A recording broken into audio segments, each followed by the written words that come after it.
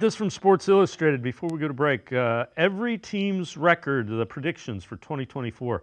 They go the Bengals winning the division at 11-6, Steelers and Ravens tied for second, 10-7, and they go Browns finishing fourth at 9-8.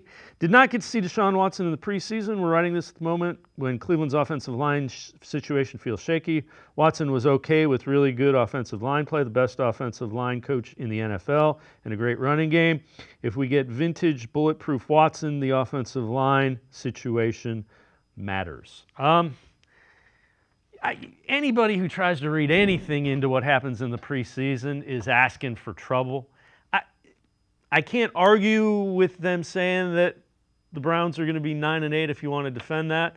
I couldn't argue if you want to say they were going to be 11-6 or 12-5. I think that division is that close and that much of a. It's going to depend on.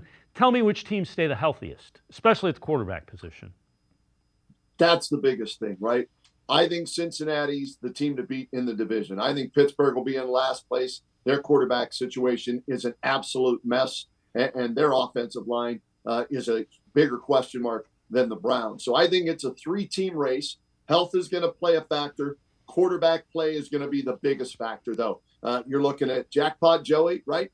Lamar, two-time MVP, and then which Deshaun Watson do you get? It's on Deshaun Watson. This team will go as far as he takes them. Michael Rega and I do a podcast, the R&R podcast. We taped one last night, and he and I both said, all right, around 10 wins if Watson plays all 17 games. And this is a make-or-break year for Deshaun Watson. So if he doesn't play all 17, hey, the speeches are great for Jameis Winston, but there's a reason he's a backup, okay?